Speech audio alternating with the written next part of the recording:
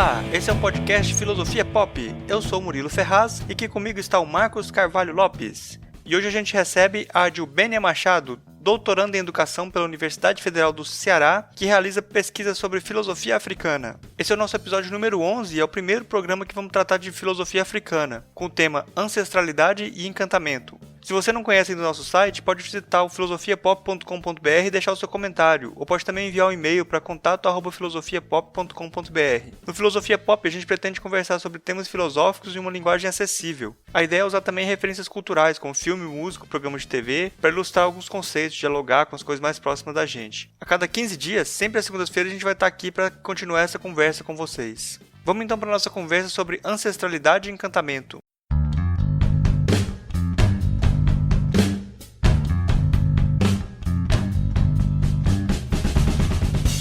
Hoje a gente está recebendo aqui no programa a Adilbênia Machado, que ela é mestre em Educação e desenvolve pesquisas sobre ancestralidade africana na Universidade Federal da Bahia. Eu gostaria de pedir primeiro para você se apresentar aí para o pessoal que não te conhece, quem é você e com quem você trabalha hoje. Então, eu sou filósofo, né? Eu tenho uma graduação em filosofia pela Estadual do Ceará.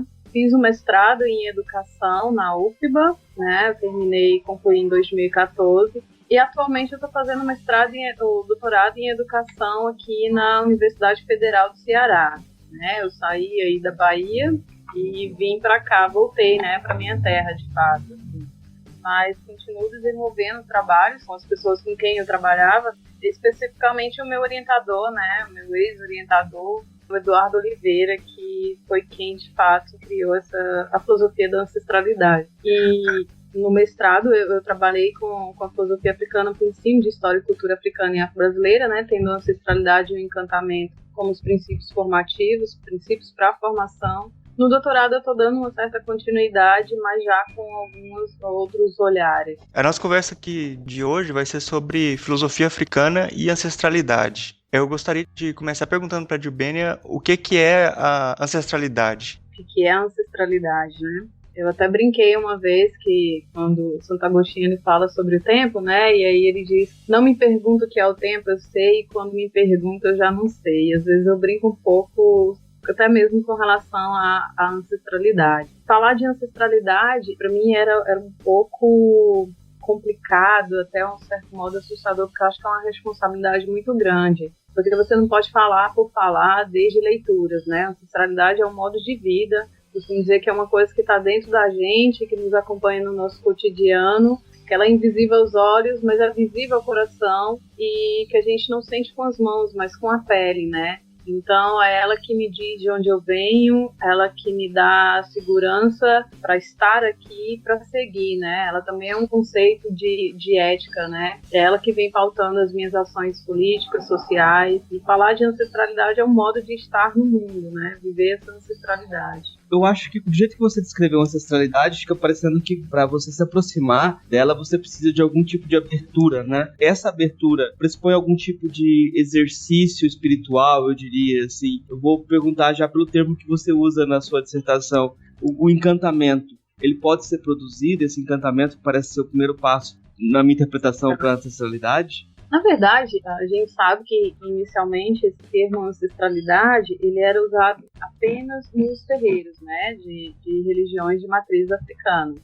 Mas já no século XX, né, e principalmente agora, nesses últimos tempos, a ancestralidade saiu do campo, né, de dentro do terreiro para fora, né, para também agir fora dos terreiros, né. A gente costuma dizer que a ancestralidade é o conceito maior que vai explicar tudo aquilo que se refere às africanidades no Brasil. E, na verdade, para eu falar de uma ancestralidade, eu não teria que ter essa iniciação, né, como você falou. Seria uma iniciação espiritual, assim, né? Mas de ter uma abertura, eu comigo mesma, de reconhecer a minha origem. Quando eu reconheço a minha origem, vou buscar essa ancestralidade, eu reconheço uma ancestralidade africana, certo? E esse encantamento também não está dentro do campo religioso, mas no momento que eu reconheço essa ancestralidade, e essa ancestralidade é o que dá potência para as minhas ações, eu me encanto. E é esse encantamento que fará com que as minhas ações sejam pautadas por essa ancestralidade africana, por uma ética do cuidado de si, o cuidado do outro, né?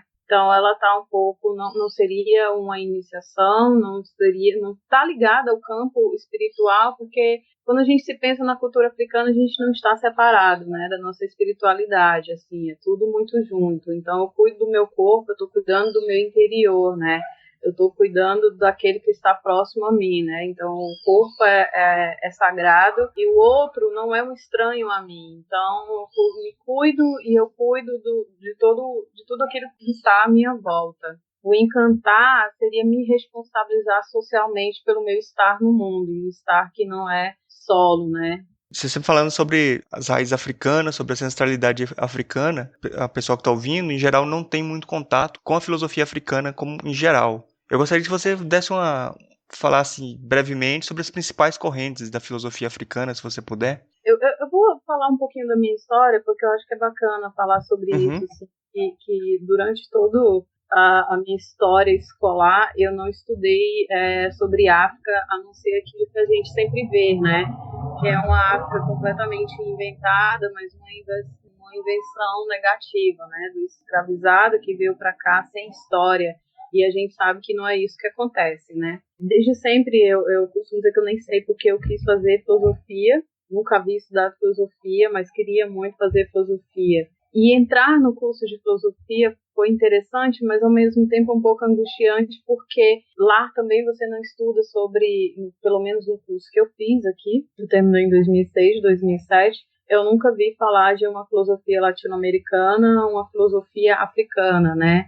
E mal a gente escuta falar de uma filosofia brasileira, e quando escuta falar de uma filosofia brasileira, é uma filosofia que, na verdade, é uma cópia, né? Não seria uma filosofia genuína, né? E aí eu comecei nessa minha questão, no momento que eu reconheci essa minha ancestralidade africana, eu decidi que eu tinha que pesquisar a filosofia africana, né? Porque eu estaria falando de mim, eu estaria falando para o meu povo, eu estaria falando com o meu povo, e desde a minha história, né? Que também, por acaso, eu nasci no sertão aqui do Ceará, mas lá eu também não, na minha família não tinha vivências de africanidades, a não ser as vivências que eu fui reconhecendo depois, né? O modo de ser, a alimentação e diversas experiências, assim, que eu fui reconhecendo como africanas a partir do momento que eu fui conhecendo um pouco sobre isso, né? Eu não sabia de onde vinha, mas eu sabia que era do período inicial daqueles que formaram o Brasil, assim. E aí, no curso de filosofia, eu comecei a pesquisar a filosofia africana. Foi um pouco difícil inicialmente, porque é muito complicado a gente encontrar material, né, de filosofia africana. E algumas pessoas até dizem que na minha dissertação eu faço um pouco de historiografia da filosofia africana. Mas eu acho que realmente foi necessário, a partir do momento que eu não tinha de fato, material que me falassem o que seria essa filosofia africana, me apontassem as suas correntes, e foi uma escolha minha, de fato, trabalhar com as correntes, porque eu acho que a gente precisa, né, ter digamos assim, um guarda-chuva, que seria o que é essa filosofia africana, suas correntes, e depois escolher em que lugar você vai estar dentro daquelas correntes. A gente sabe que as correntes ainda estão em fase de desenvolvimento, até porque essa filosofia africana contemporânea que eu venho pesquisando, ela é muito recente, né? Ela vem da década de 40, mais especificamente do ano de 1945, com uma obra que é interessante até esse trabalho, que é a filosofia Banto, do Plácido de Tempels. Plácido de Tempels é, na verdade, um padre belga que estava no Congo e ele resolveu criar um material didático onde pudesse facilitar a colonização. E aí ele começou a pesquisar sobre esses povos. E aí ele escreveu esse livro chamado Filosofia Banto.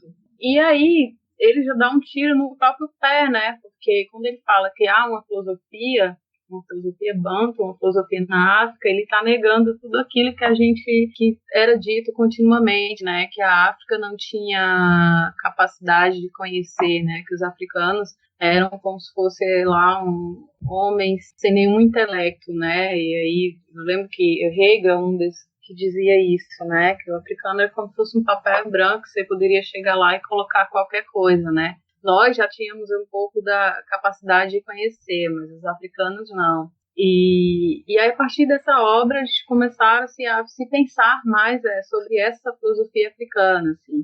E aí vem diversas críticas, né, de alguns autores africanos também, como o próprio Antoine Gide, dizer que essa filosofia que era dita africana, na verdade, era uma etnofilosofia. E a partir dessas discussões é que vão surgindo, de fato, as correntes. Atualmente eu trabalho com a etnofilosofia, né, que seria uma filosofia ligada mais aos conceitos étnicos, mas à cultura mesmo, a filosofia dos sábios, ou filosofia da sagacidade, que é, de fato, a corrente que eu vou priorizar no meu doutorado, que seria uma filosofia relacionada aos sábios das comunidades, né? Então, seria ouvir esses sábios que muitas vezes não sabem escrever, mas têm um conhecimento, né? Então, é até interessante, nas culturas africanas, né, a escrita não é aquilo que denota um conhecimento, né? O conhecimento está ali no seu cotidiano, no dia a dia, né? Então, a filosofia da sagacidade seria uma filosofia relacionada aos sábios locais.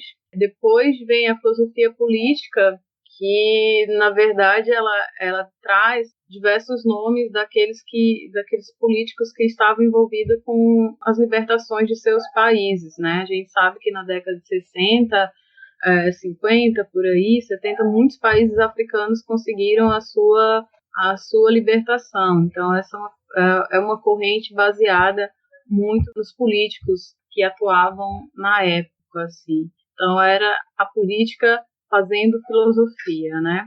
E aí a gente poderia trabalhar com o africanismo e todo o socialismo africano, né? Os movimentos de negritude. E aí depois a gente tem a filosofia profissional, que ela é a filosofia crítica, né? Da filosofia africana.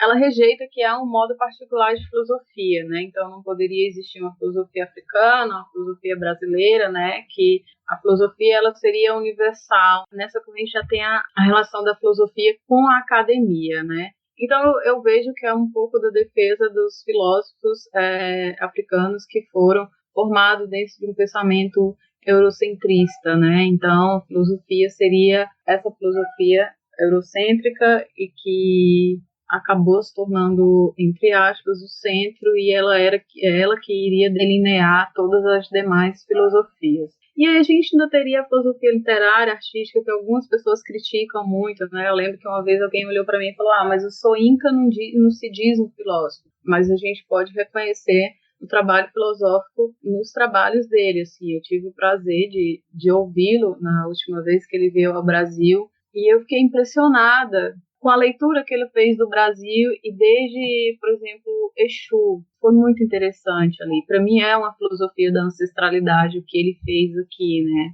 E a hermenêutica, né, que seria aquela que iria analisar as línguas africanas e tal, e aí algumas pessoas já fazem mais relação da hermenêutica até com a própria etnofilosofia, assim. No meu trabalho de dissertação, que está disponível na internet, vocês podem ver um pouquinho mais sobre isso. Assim, eu desenvolvo um pouco mais. Tem artigos publicados que eu trago os autores de cada uma dessas correntes e digo mais ou menos de onde eles são. Assim. Acho bacana fazer esse mapa. Quando você fala da sua formação, assim, fica mais explícito por o problema que a gente tem na filosofia no Brasil, de encontrar algum enraizamento, né? Parece que todos os conhecimentos são desenraizados. E você fala na sua tese, trata da filosofia, a filosofia da ancestralidade, como uma forma de descolonização. Só que geralmente o brasileiro não se reconhece como colonizado, né? Eu queria que você falasse um pouco sobre isso, né? Como pensar a descolonização no Brasil e como você pode dar raízes para esse pessoal que acha que nasceu no vento. Então, na verdade, isso é mesmo um grande problema que a gente tem do brasileiro não se reconhecer colonizado, porque acabou o período de colonização, né? Então não percebe o quanto que essa história que a gente viveu inicialmente, ela repercute até hoje, né? Na nossa formação, assim, o nosso modo de pensar extremamente individualista, capitalista, mas de um capitalismo selvagem mesmo, né, de dominação, sempre dominação do outro, ser melhor que o outro, ter mais que o outro. E aí a gente se pergunta o que seria ter esse mais, né? A gente sabe que a implementação da Lei 10.639, que aconteceu em 2003, a implementação não, né? Na verdade, ainda não foi implementado, né, totalmente, assim. Na verdade, eu acho que até um pouco. Mas com a Lei 10.639 do ano de 2003, onde torna obrigatório o ensino de história e cultura africana e afro-brasileira no ensino fundamental e médio, ao que eu faço uma crítica, porque eu acho que deve ser no ensino superior também, na educação infantil. Eu acho que, na verdade, a educação infantil e ensino superior são as bases, então é fundante que eles estejam lá. Quando a gente começa a estudar um pouco sobre essa história africana, sobre as culturas africanas, sobre a influência dessa história no nosso país, é que a gente vai percebendo esse nosso desconhecimento sobre a nossa própria colonização. E aí você está numa academia e você está estudando filosofia e você estuda uma série, que é a minha área, uma série de autores europeus que vivem num contexto histórico, num contexto geográfico, completamente diferente daquilo que nós vivemos, né, da nossa realidade. E a gente fica querendo trazer o pensamento dele para o nosso cotidiano, para explicar a nossa realidade, quando que a gente não faz isso, voltando para a nossa própria cultura, para a nossa própria história. E aí vem esse desconhecimento e um pouco dessa angústia, né? A gente vive nesse mundo atualmente muito angustiado, assim. Então, quando eu não reconheço que a cultura africana, uma cultura positivada e não negativizada como ela foi e como ela continua sendo, em grande maioria, em grande parte do nosso país, quando eu não reconheço essa cultura como a cultura que foi a principal formadora do nosso país, não reconheço isso no meu cotidiano, naquilo que eu falo, naquilo que eu como e no nosso modo de pensar, é muito complicado a gente se perceber no mundo onde nós somos responsáveis por esse mundo, né, pelo bem viver. E aí um bem viver não está ligado a ter apenas condições financeiras, mas a uma condição de vida digna. E aí isso envolve cultura, isso envolve o nosso cotidiano, né, tudo aquilo que permite nós estarmos neste mundo. Então, para mim era muito angustiante essa questão de eu ler um autor europeu que nunca veio aqui, e a gente via muitas vezes meus professores não buscavam e não levavam para a gente, nem eu já cheguei a ouvir um professor dizer que não era importante conhecer sobre a história desse autor. Isso para mim é muito enlouquecedor, porque eu acho que a história da pessoa é que, de fato, faz com que ela tenha aquele pensamento que ela tenha, né? Com que ela produza e defenda aquilo que ela está defendendo. Então, assim, a gente vive num contexto onde eu não conheço a história do meu lugar, né, do lugar onde eu vim, do lugar onde eu estou. E aí fica muito complicado a gente saber onde a gente vai, para onde a gente vai, né?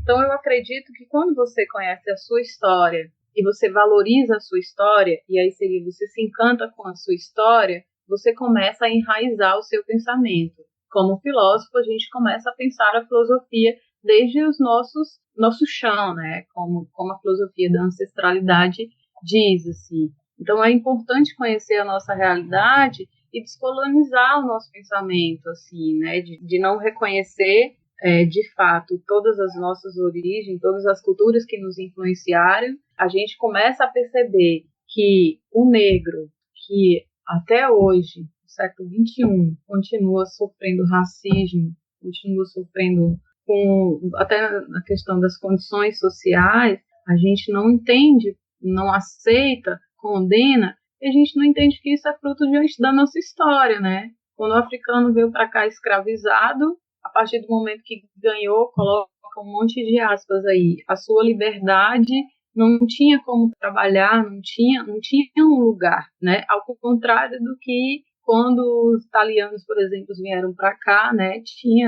Recebia seu salário, né? Tinha um lugar onde trabalhar, tinha um lugar de moradia. Então a gente não entende, por exemplo, o porquê das cotas, a gente não entende e muitas vezes a gente é obrigado a escutar que a gente está sempre reclamando, né? Nós negros estamos sempre reclamando. Então a gente precisa estudar um pouco de história, mais uma história do Brasil e procurar aquilo que não é escrito nos livros didáticos, nos livros que nossos professores, em grande maioria, passa para a gente, assim. Então, conhecer a nossa história seria enraizar nosso pensamento e ter consciência que a tradição, que a ancestralidade, não é imóvel, está se movendo continuamente, mas respeitando a cultura dos nossos ancestrais, né? Então é um movimento contínuo, porque a gente está em contínuo movimento, né? Quando a gente para de se movimentar, a gente acaba, né? E infelizmente a gente vivemos numa cultura onde quando você morre, assim. E na cultura africana até a questão da morte é completamente diferente, né? Seria um novo começo, um retorno. E aí eu até lembro de um conceito de força vital, né? Lá da filosofia Banto, que na verdade eu acredito que esse conceito da filosofia vital, da força vital, ele foi fundante para o pensamento até da ancestralidade. A gente vê muito, Muniz Sodré fala muito sobre a força vital, assim, quando a gente tem essa força, esse respeito dentro da gente, esse amor por nós mesmos, esse respeito pela nossa comunidade, a consciência que nós só somos porque vivemos em comunidade. Quando a gente morre, a gente transmite todas essas coisas boas para a nossa comunidade, né?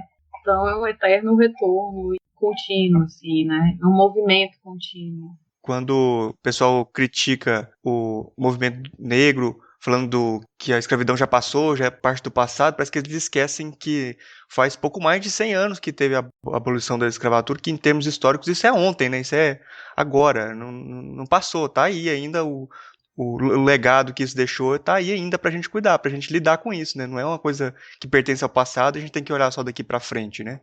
Exatamente. Acho que o grande problema na atualidade é esse desconhecimento histórico, sabe? A gente conhece muito pouco da nossa história, né? E aí acaba sendo que esse passado torna esse passado distante para não se responsabilizar pela atualidade, né? Porque a partir do momento que a gente percebe que esse passado não é um passado efetivamente, ou seja, ele também não está distante, a gente se responsabiliza e começa a compreender a nossa realidade de um modo diferente, entender as coisas de um modo diferente. Então, assim, a partir do momento que você entende esse passado, reconhece que esse passado ele não é tão passado assim, ele está absolutamente presente no nosso cotidiano, a gente começa a discriminar menos. E aí um dos grandes objetivos da Lei 10.639, né, o ensino de história e cultura africana e afro-brasileiro, seria essa questão do educar o olhar. O que é o educar o olhar?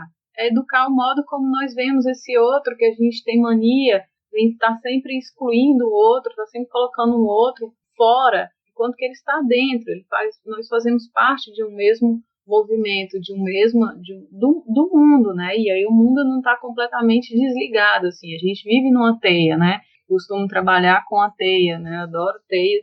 E eu realmente compreendo o mundo assim numa teia. A gente está numa teia, então a gente tem que ter essa preocupação. A partir do momento que você cuida do seu lugar, você está cuidando um pouquinho do mundo. Então, conhecer a história, conhecer os processos marcantes pelos quais passamos, nos leva a entender a crise atual que nós vivemos na economia, que nós vivemos na política, e é importante que a gente conhecesse um pouco mais sobre a história do Brasil, e se a gente colocasse um pouco da história do Brasil comparando com outra história, a gente iria entender até mesmo essa questão econômica que a gente está vivendo agora, né? A gente sabe que nós não somos o único país que está em crise, mas a mídia cotidianamente está massacrando com essa questão de crise, como se só nós estivéssemos aqui, como se a gente estivesse indo para um buraco sem fundo, e aí entra a questão política, e aí a gente se perde completamente nisso, porque a gente não tem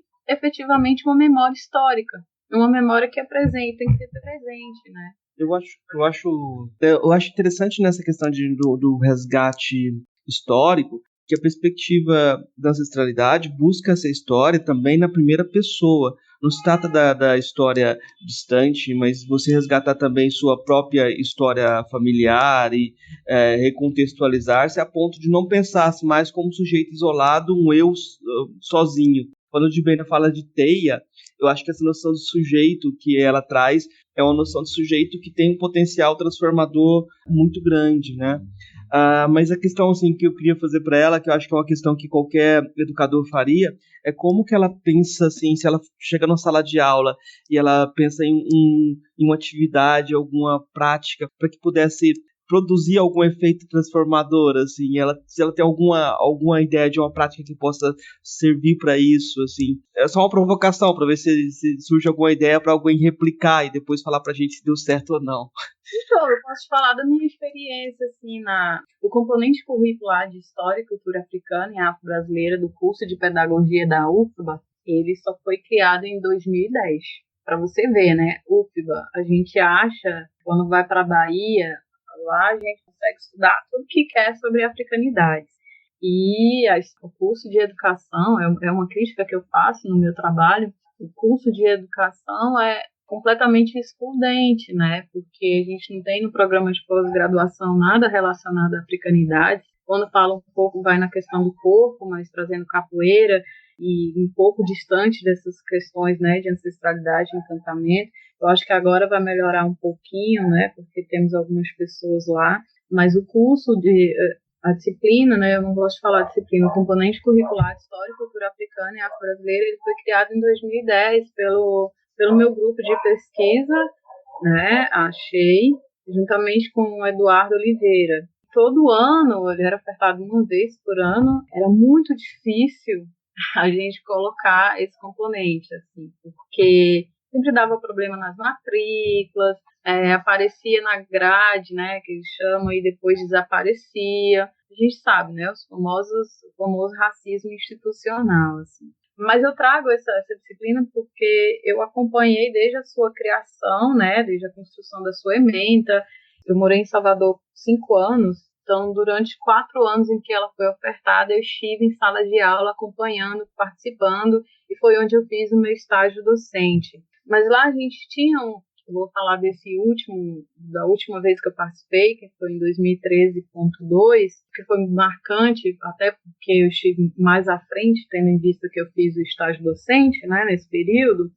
A gente tinha uma atitude de sempre ouvir o nosso educando, né, porque a gente realmente acredita que a gente só pode educar à medida que a gente se educa e a gente sensibiliza o nosso olhar e a nossa escuta, né? Eu acho que a ancestralidade, ela traz para a gente esse ouvir de fato o outro, esse enxergar de fato o outro. Não é só ver, não é só ouvir por ouvir, mas era um ouvir e sentir.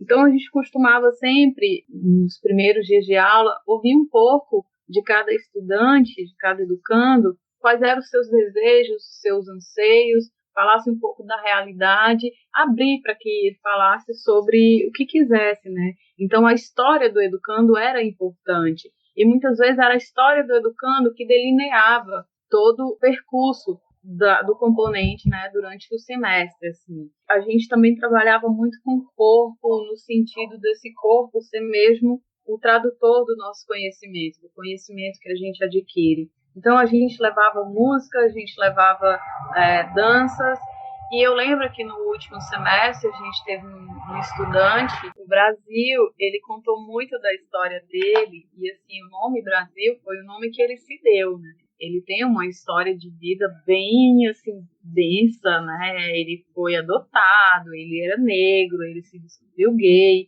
ele deixou um curso de medicina para fazer um outro curso, né?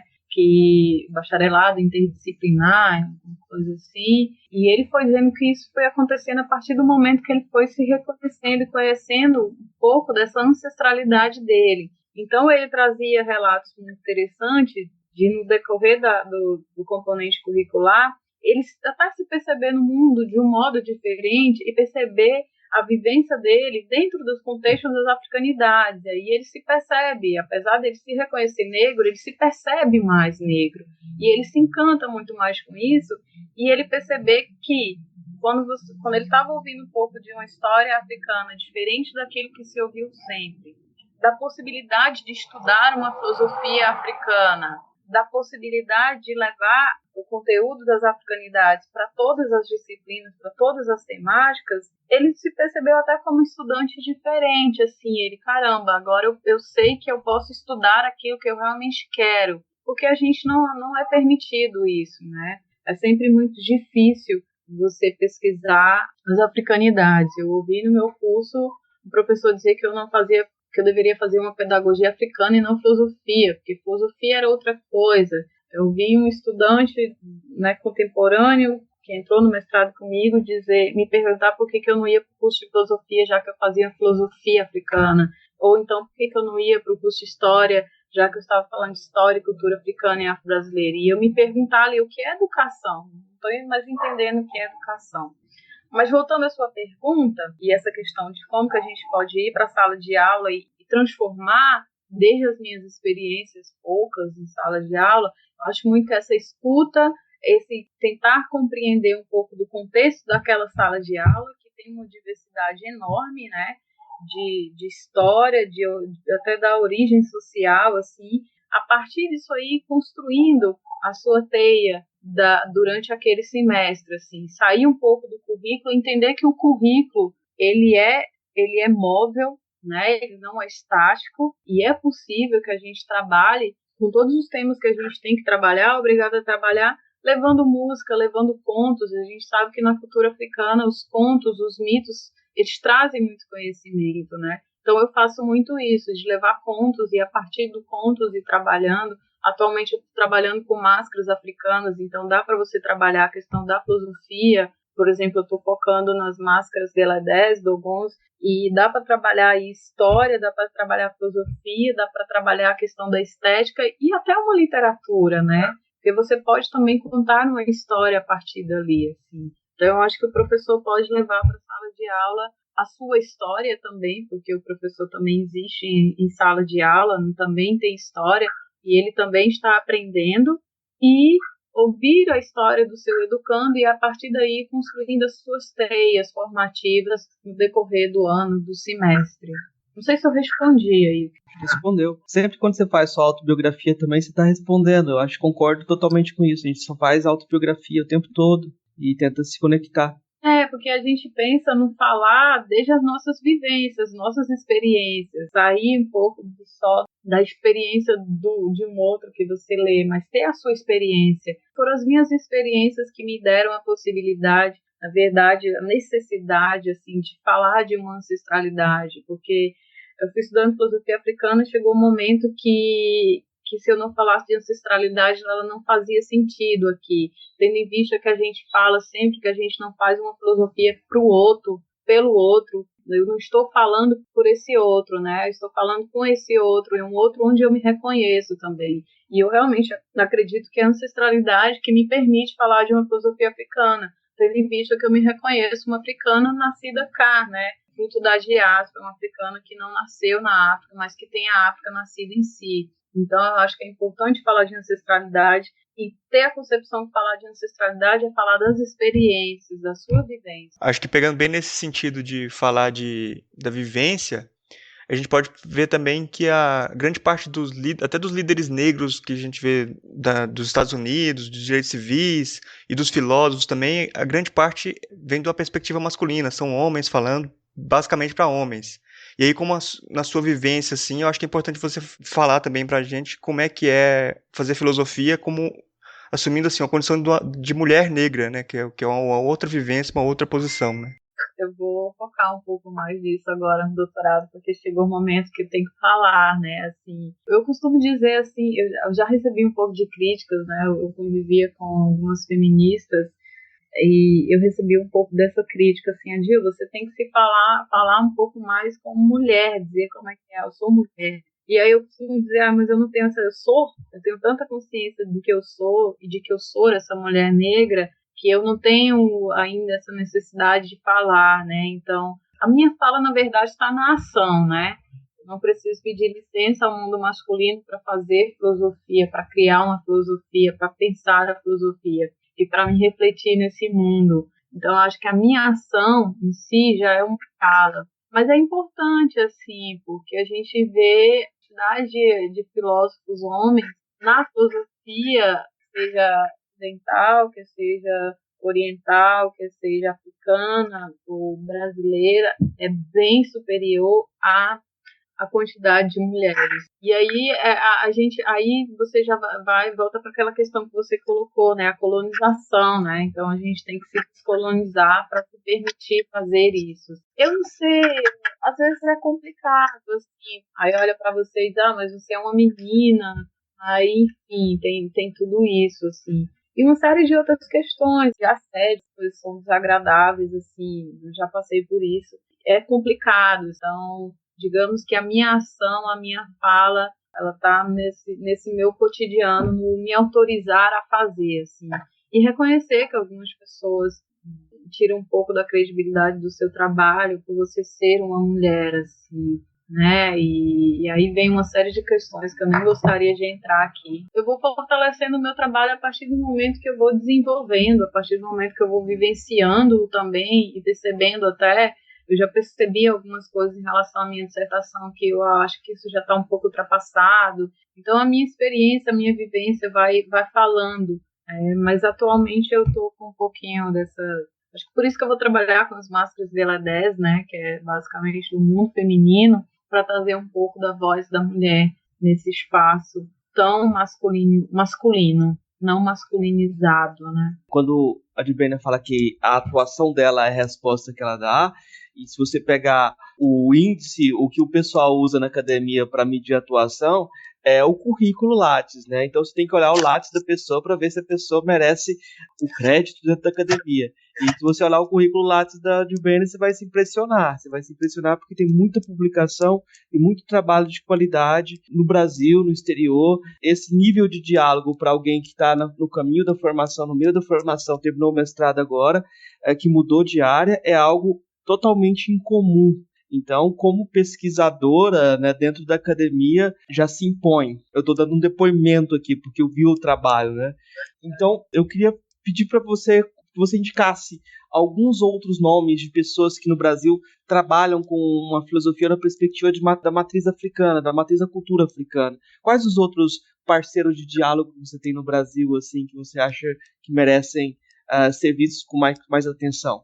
Então, tem uns parceiros que são muito interessantes, assim. Eu tenho uma sorte na vida, eu era muito tímida, mas hoje eu sou bem cara de pau, então quando eu gosto do trabalho da pessoa, eu vou lá e procuro dialogar e felizmente eu tenho conseguido estabelecer uma relação de amizade, de troca bem bacana, assim. Eu vou começar de onde eu comecei, né, que seria a Sandra Petit e o Henrique Cunha aqui na Universidade Federal do Ceará, que foram as pessoas que me acolheram, como eu fiquei 2 anos pesquisando sem conhecer ninguém, até que eu conheci um professor de didática, me falou, procura Sandra Petit, assim, e ela está desenvolvendo um conceito muito interessante chamado pretagogia, né, uma pedagogia de preto aí para os brancos, para índios, para negros, para todos e todas. É bem interessante, ela já tem uma publicação nesse sentido, assim, a gente vem trabalhando bastante aqui no Ceará, né? Eu faço parte do núcleo das africanidades cearenses, que é coordenado pela Sandra Petit, e o Henrique Cunha, que é esse nome internacional, faz parte da história do pensamento, do movimento negro, do pensamento negro no Brasil.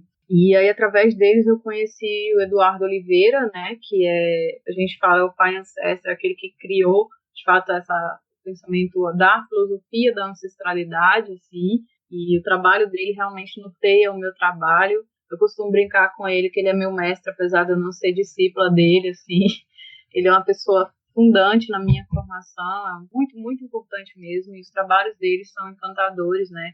O conceito de ancestralidade e encantamento que eu trabalho parte da obra dele. E o Anderson Flor, da Universidade de Brasília, sim, que já trabalha com as religiões e com a questão de gênero também. Ele é muito bacana, ele tem uma fala muito doce e rica, e ele já está há bastante tempo, ele dá até um curso de filosofia africana lá na graduação, que ele dá aula lá na Universidade de Brasília. Ele é da filosofia, doutorado em bioética, então ele faz uma relação muito interessante, assim, ele trabalha forte com a religião, com o gênero, com a perspectiva da criança no mundo africano e com a filosofia africana. O Renato Nogueira, da Federal Rural do Rio de Janeiro, que vem desenvolvendo trabalhos bem bacanas, assim, sobre uma perspectiva afrocentrada, assim. Ele tem um livro sobre ensino de filosofia e a Lei 10.639, que está disponível na internet. Ele tem um trabalho muito bacana. Voltando para a Bahia, o Luiz Carlos Santos, não posso esquecer que quando eu cheguei na Bahia, eu não conhecia absolutamente ninguém, e aí eu conheci Eduardo, o Eduardo me apresentou o Luiz, E a gente começou na UFBA, na FACED, pesquisando juntos, assim, e o Luiz Carlos Santos terminou uma pesquisa também sobre filosofia africana, mas já um outro olhar, né, que ele traz. Também no dia seguinte a minha defesa foi a defesa dele, assim, eu lembro que eu chorei muito mais na defesa dele do que na minha, porque eu digo, agora sim eu acabei, né, porque a gente pesquisou juntos, vivenciou todas as experiências juntos, assim, todas não, mas grande parte das experiências que eu vivi em Salvador, em torno da nossa pesquisa foi sobre isso, foi junto. Figuras que eu estou lembrando atualmente são essas. Tem um grupo maior, assim. Somos poucos, mas somos fortes. Anotou os nomes aí, Marcos, pra gente chamar a galera? Não, já dá uma teia boa, né? Já tá uma teia bem grande. Vai ter vários programas ainda pra gente conversar bastante ainda. Tem uns que são mais ligados à tecnologia e tem outros menos, né, ligados. Mas eles são figuras bem bacanas, que vêm desenvolvendo trabalhos bacanas por aí, assim. O Henrique Cunha estava aqui a semana passada, eu acho. O Henrique Cunha estava dando palestra aqui. E a Unilab acaba sendo um lugar de encontro, potencial de encontro para esse pessoal, né? Tomara que consiga ser isso. Por enquanto, não. Aqui na Unilab eu conheci, tive o prazer já de conviver um pouco mais. Eu até dei uma palestra na Unilab que foi muito bacana, assim. Foi a primeira vez que eu falei para muitos africanos vindos de lá, né? E foi muito bacana o resultado, porque eu me preocupo com a escuta do outro e como que o outro vê. Falar para uma turma, sei lá, 90% era de africanos vindo de alguns países, e foi muito interessante o retorno. Então é bacana que você percebe que está indo num caminho interessante, né? Eu não vou dizer no caminho certo, porque esse dualismo certo e errado me incomoda um pouco, mas está indo no caminho, está traçando uma história bacana, e com respeito. Acho que o fato de respeitar a pesquisa, ela pondera a pesquisa, e que é o Luiz Tomás, o professor Luiz Tomás, assim. E tenho dialogado um pouco com de outras áreas, assim. Aí, se vocês puderem pegar uma pessoa, Poincola é um filósofo de Camarões. Ele é coordenador do curso de filosofia da universidade lá em Camarões. Eu tive a oportunidade de trabalhar com ele, pesquisar com ele durante um tempo.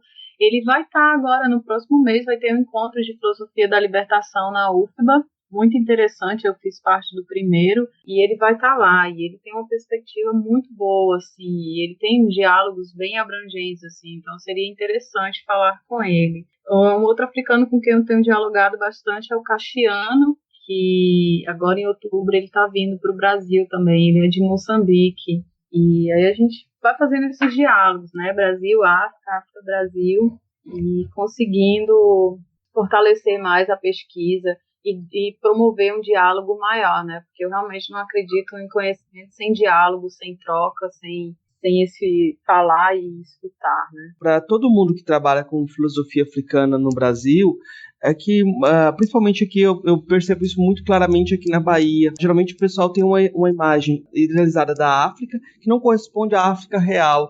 Então celebram muito a África imaginária, e quando os africanos chegam aqui, há um estranhamento muito grande, uma dificuldade muito grande para lidar com pessoas reais que têm uma cultura que não é aquela que eles imaginavam, de respeitar essas diferenças.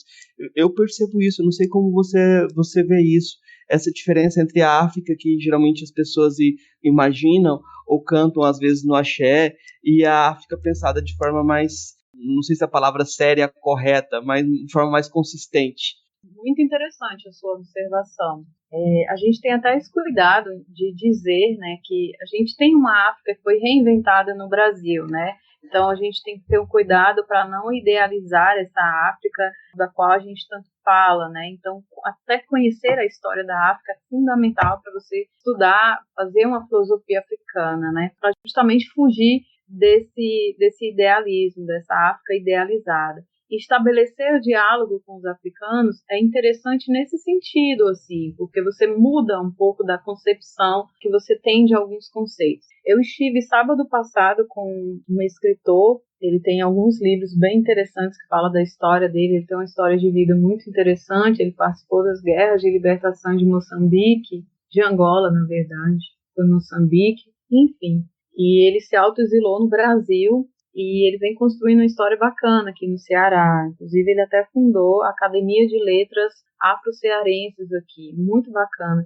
E ele leu a dissertação e pediu para conversar comigo. E aí uma das coisas que ele tocou foi o próprio conceito de ancestralidade, que ele fala que, na verdade, quando a gente fala dessa ancestralidade, a gente está falando do que ele chama de africanidades. E então ele queria entender um pouco, mas essa ancestralidade não é essa africanidade? Eu entendo o conceito de africanidade, a gente trabalha com essas africanidades, mas eu acho que a ancestralidade, essa africanidade que é para o africano, né, o que diz quem eles são, né, a gente fala que a ancestralidade é aquilo que liga toda essa cosmovisão africana no Brasil. Então eu compreendo que a cosmovisão africana em África é delineada por esse conceito de africanidade. E para a gente seria a ancestralidade, né? Então ele estava tentando entender um pouco, até ligando mesmo a ancestralidade a essa questão consanguínea, né? Que no Brasil, a ancestralidade ela não tem mais uma relação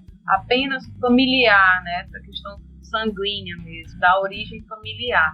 Ela está para além disso. Por isso que eu falei que você sente, mas você não toca, né? Que você vivencia a ancestralidade, mas você não tem algo que você toca, assim, é um sentir mesmo, é um viver, é um vivenciar. E foi interessante, é o Manuel Casqueiro, ele tem um livro chamado Muzungu Kululu, Homem Branco Transparente. Ele conta a história dele porque ele é da África do Sul, o pai dele é da África do Sul, e ele é branco, ele tem a pele branca. Então, como que ele era invisibilizado no lugar onde ele nasceu, onde ele viveu, onde ele cresceu, assim. Então, a obra dele, o trabalho dele vem dizendo qual é a africanidade dele. Então, de fato, para a gente no Brasil estaria dizendo qual é a ancestralidade, que ancestralidade africana é essa, né? Porque a ancestralidade ela é sempre presente, né? Eu acho que a gente pode passar para as indicações aí, né? Jubene, você tem alguma coisa para indicar para a gente, é isso? De livros ou música, filmes sobre o tema? Então, eu tinha muitas coisas, eu tive dificuldade de selecionar. Mas eu acho que, não sei, o pessoal encontrando no meu trabalho, dá pra ir nas referências, assim. Mas eu marquei aqui os filmes brasileiro e não brasileiro. Eu vou começar por dois curtas cearenses, e não é porque cearense não, é porque são muito bons, assim. O primeiro, Pode Me Chamar de Nadir, é um curta de 2009, dirigido por Del Cardoso, que é a história de uma menina que ela tinha um cabelo bem cacheado, né, e ela queria esconder aquele cabelo. Então o encontro dela até com uma modelo negro faz com que ela se aceite como ela é. Então é muito interessante para se trabalhar em sala de aula, assim. Então é esse reencontro com quem ela é, né? A partir do momento que ela se reconhece, que ela descobre quem é, a vida dela muda, assim. Então é muito interessante. Tem um curta agora que eu não estou lembrando quem é o autor, faz o roteiro, mas que é Negro Lá, Negro Cá. Eu não tenho Facebook, mas eu sei que tá bombando aí no Facebook, ele já ganhou alguns prêmios. E é um pouco do olhar do africano quando ele vem pra cá, né? E aí tem aquela história, eu só vim descobrir que eu era africano aqui, porque lá as pessoas não olham pra mim e olham o africano, né? Só vim descobrir que eu era negro quando eu cheguei aqui, porque lá ninguém olha um negro, assim.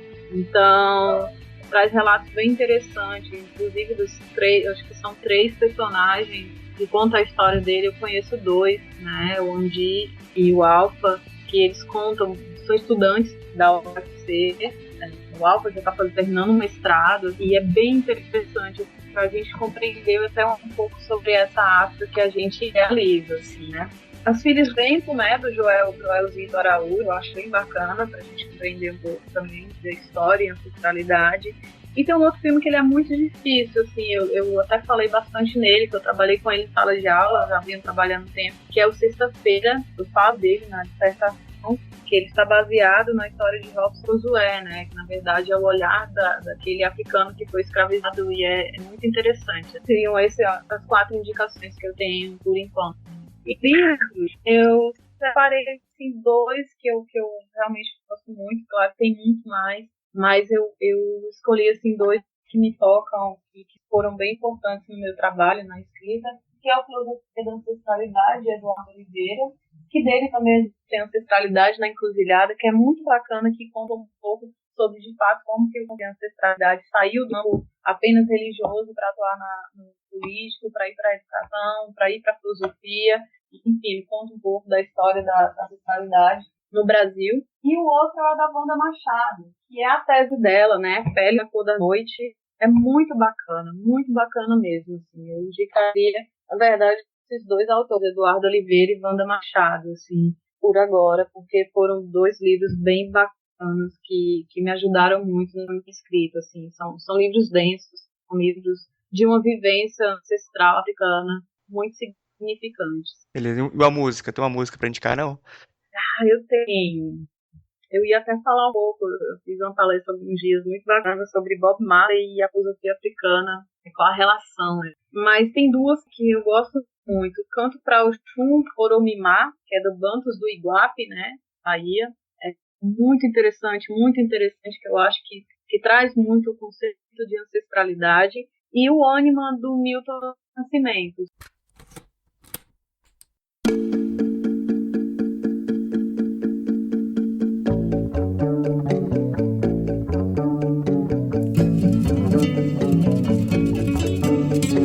Lapida, minha procura toda, trama lapida o que o coração, com toda a inspiração, achou de nomear, gritando alma, recriar cada momento belo já vivido e ir mais, atravessar fronteiras do amanhecer e ao entardecer, olhar com calma. Músicas que me tocam bastante quando eu quero falar um pouco de ancestralidade de modo mais... Porque a gente fala que encantamento, ele tem... Não é só a coisa feliz, né?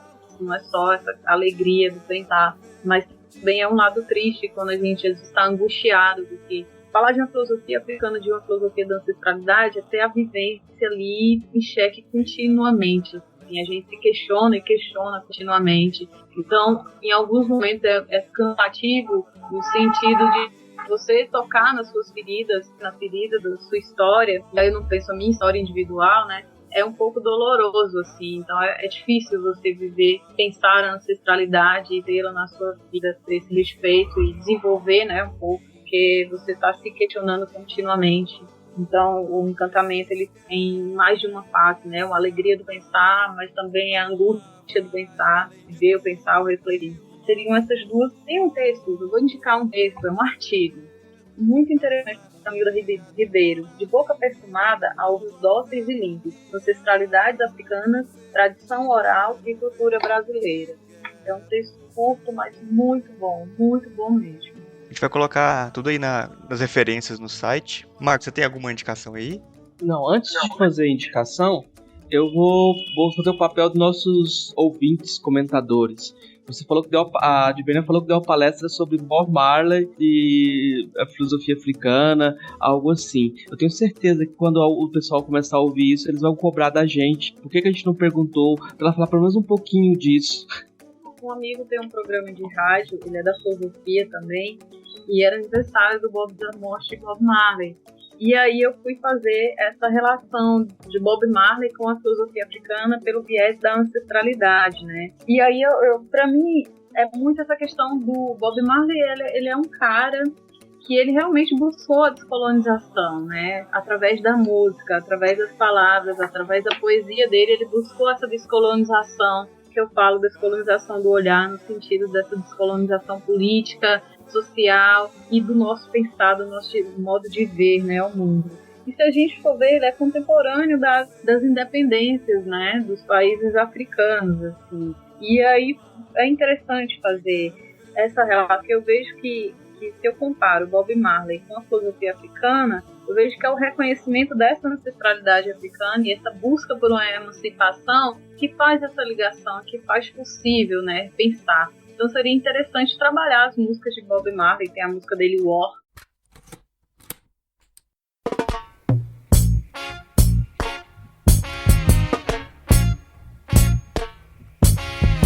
Until the philosophy which old one race superior and another inferior is finally and permanently discredited and abandoned. Everywhere is war. Que diz que enquanto houver essa diferenciação de pessoas por serem negros ou brancos, não haverá paz, né? Enquanto que essa filosofia de superioridade existir, nós não teremos de verdade um mundo em paz, né? Então, eu acho que o Bob tem tudo a ver com a filosofia africana por conta desse reconhecimento da ancestralidade africana dele, da negritude dele e desse encantamento, né? Então o encantamento dele leva para a música e as músicas dele são um viés que lutam, que buscam uma emancipação e não uma emancipação individual, né? Mas a liberdade dele só era possível se a liberdade dos irmãos dele existisse, né? E meu irmão são todos os outros, todos os demais. Sabemos que esse outro não é um diferente, um estranho a mim, mas um outro que me completa também, né? Inclusive meus muitos outros, né? Que, como dizia Clarice Lispector, eu sou eu e tantas outras. O trabalho dele é de uma emancipação psicológica, intelectual, política, muito bacana. Você dança, você mexe com o corpo, você mexe com tudo que tem dentro de você, você canta e você se liberta, né? Dessa colonização aí que nos submeteram, nos submetem cotidianamente. Acho que a gente devia ter começado falando de Bob Marley. Eu preciso escrever um texto assim, porque foi bem bacana. Eu escrevi muitas coisas na minha agenda e foi bem bacana. Eu acho que dá pra gente fazer um programa depois sobre música africana e filosofia, e tratando de ancestralidade, também tratando de tudo, né? Eu vou indicar o Sistema Calacuta, que é o DJ Sankofa e o Dudu Caribe, dois parceiros aqui no projeto da Unilab. São dois músicos muito interessantes, que eles formam esse sistema, a união de dois músicos divulgando música africana no Brasil. Eu acho que é uma dica interessante. Eu vou repetir uma dica que a Jubena fez, que eu acho que é importante. O livro do Renato Nogueira, O Ensino de Filosofia e a Lei 10.639, acabou de sair publicado de forma numa editora grande, e eu acho que agora com mais facilidade de distribuição é fácil de você encontrar esse livro. Então é uma porta de entrada para a filosofia africana, para o ensino de filosofia africana na sala de aula. Aí você tem que procurar ter um monte de clássicos, né? Por enquanto eu vou ficar com esse. Nos outros programas, quando a gente for falando de filosofia africana, eu falo de mais coisa. É bacana lembrar pro pessoal que a gente tem o História Geral da África, né? Que são 8 volumes riquíssimos, assim, está disponibilizado na internet, né? Porque às vezes o pessoal fala que não tem. Tem muito livro. Já que mais um livro só, para fechar, então, Tornar-se Negro, da Neuza Santos Souza. É um livro que está fora de estoque, você tem que procurar ele no sebo, mas eu vou indicar, porque é um livro bem marcante nessa ideia de autodeterminação, da pessoa se autoafirmar. E eu falei que era o último, mas é o penúltimo esse. Eu vou falar A Crítica da Razão Negra, do Achille Mbembe, que acabou de sair, que é muito interessante também. Fechou. Beleza. Quero agradecer muito aqui a presença da Jubene, que a conversa foi bastante proveitosa, foi muito boa, gostei demais, aprendi muita coisa, que não conheço nada, né, dessa parte de filosofia africana. E eu quero abrir espaço também para ela divulgar o trabalho dela, meio de contato, o que você quiser falar aí, Jubene. Eu que agradeço demais assim, o convite, fico lisonjeada. Eu acho essa ação de vocês muito interessante para a filosofia. Talvez a nossa filosofia, né, no Brasil mude e comece a se tocar no sentido de auto-existir, né, como uma filosofia própria, né, uma filosofia descolonizada. E é muito interessante vocês trazerem nessa página esse trabalho, assim, porque a gente vê como a filosofia, ela realmente faz parte do cotidiano, né? Não é essa coisa do outro mundo, né? Como a gente até aprende um pouquinho, assim, como se fosse algo completamente impossível para se tocar, sei lá. Eu acho muito bacana e eu agradeço, fico realmente lisonjeada pelo convite e feliz, assim, de participar dessa atividade. Os meus contatos, tem um e-mail, adilmachado@yahoo.com.br. Eu não tenho Facebook por enquanto, mas estão me obrigando a fazer. Então, em breve terá a Jubênia, né? Acho que é isso, assim. Quem quiser entrar em contato, pode mandar um e-mail, eu sempre respondo. Meus trabalhos estão disponíveis na internet, tenho alguns artigos para saírem por aí.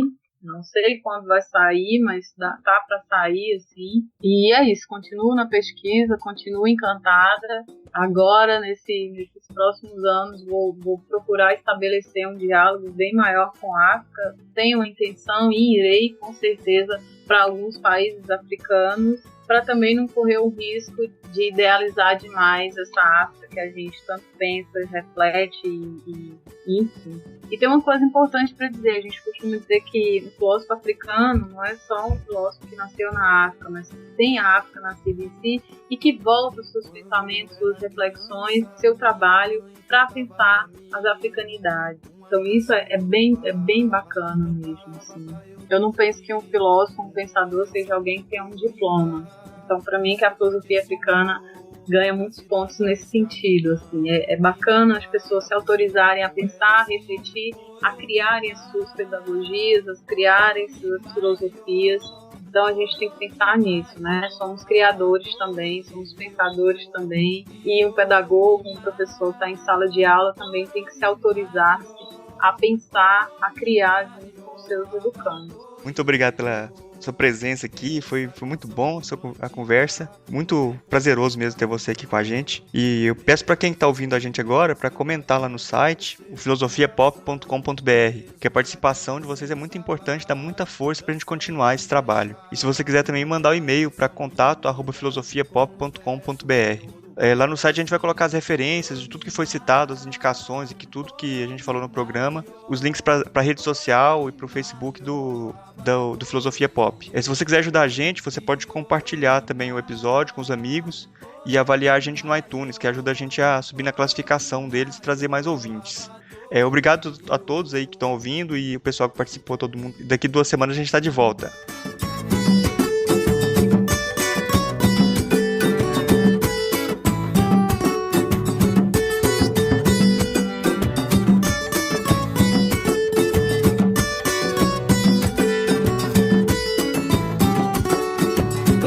Quando era criança, fiquei homem, eu não me esqueci. Aquela canção Yorubá que não sai de dentro de mim, é assim. Oromimá.